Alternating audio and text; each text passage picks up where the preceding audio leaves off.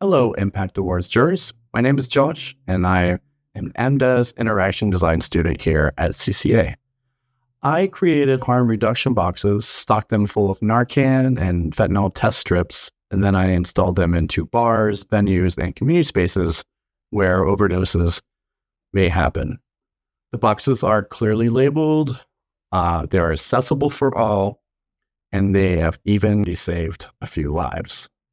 If you'd like to know more about the inception of the project, it's all in my proposal. But really, this is about what's happening out there now. So let's hear from a few of my friends who see these boxes in action every single day.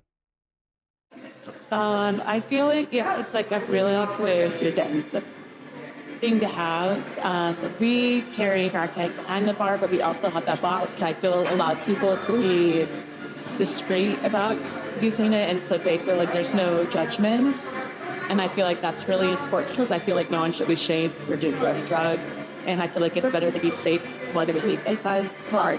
I worked at several bars where I had to administer Hagman and not only in the bar but on the streets, and I feel like it's really important to have that not only at the bar but at all times.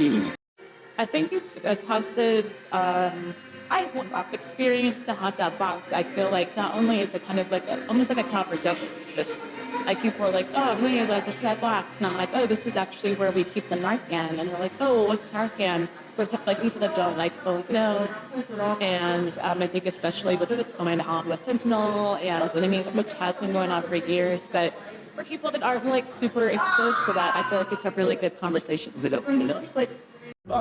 I feel like having the box is a definite conversation. For sure, discuss that later. But I think it's having it right there as a constant reminder, which is great. That it is something that you need to be aware of, trained in, and just have a comprehensive understanding of. I think if you're working in any type of venue, bar, I think anywhere, but at D-Read, that being said, especially here. We have it right behind the bar, which is sort of near the back entrance, but it's right near like the staff closet. So it's sort of a reminder that once you start from the back of the bar, you start to train someone going through it. It's like, this is the first aid kit and this is the Narcan. And it now goes hand in hand, which is just great. It's it's an essential part, I think, of training people who are working in the public end. So I think the unfortunate thing is that all of the people who work in, not all the people who work in bars, it's like generalization, but I think we've all had friends who have passed away or been heavily affected by drug overdoses, friends, family, what have you. So I think that's the thing, is it does take kind of an emotional toll. But for me personally, like having Narcan right there makes me feel better about it. Just because I would feel horrible if something happened to someone and I didn't have anything there to help them and I had to wait for an ambulance because, it's a busy city and not everyone is this Wisconsin. But I have to say, especially just with Narcan training on the rise and having the boxes and all of those things, most of the time, and I would say like 9 out of 10 times, that my friends who work at bars that have given someone Narcan or on the street or anything, someone who's been Narcan trained, the person has survived, which I think is amazing and also kind of crazy.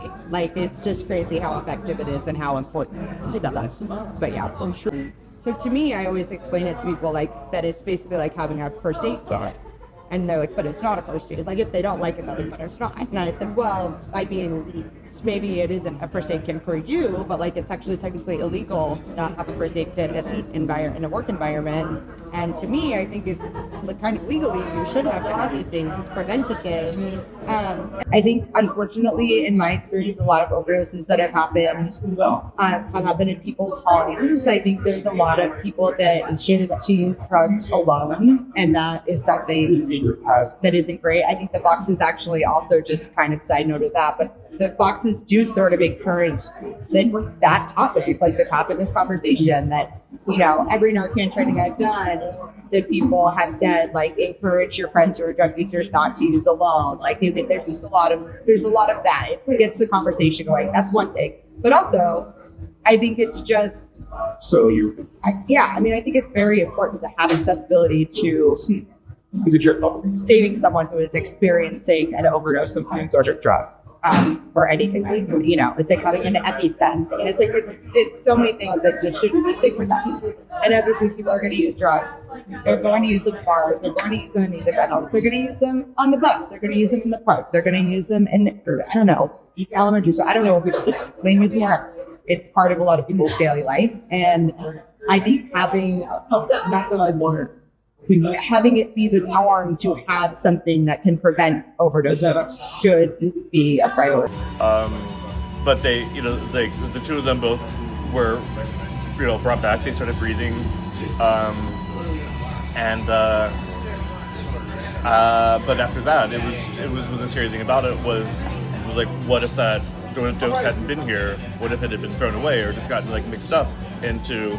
If somebody in a cleaning frenzy or for whatever reason could have just thrown it away without looking at it and realizing what it was, and so it was scary. So I feel like two people, not just one, but two people could have died in here on a bathroom floor, and what would have been like a 100% preventable death.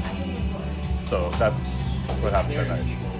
And then the next thing I heard about it was that you were doing this project and that you were bringing this box by. And, I think just the fact that it's there, so that you don't have to think about it. There's no digging around. You don't have to ask anyone. You don't have to text anyone. Like, what happened to the thing? It's there. Still, it's easy access. So that gives me an enormous sense of peace about it, and I'm just really relieved that no one's had to use it. Hello, jurors. Me again.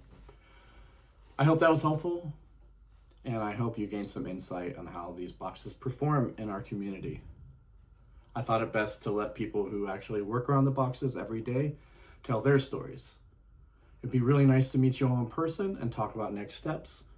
And until then, have a wonderful day, and thanks for watching.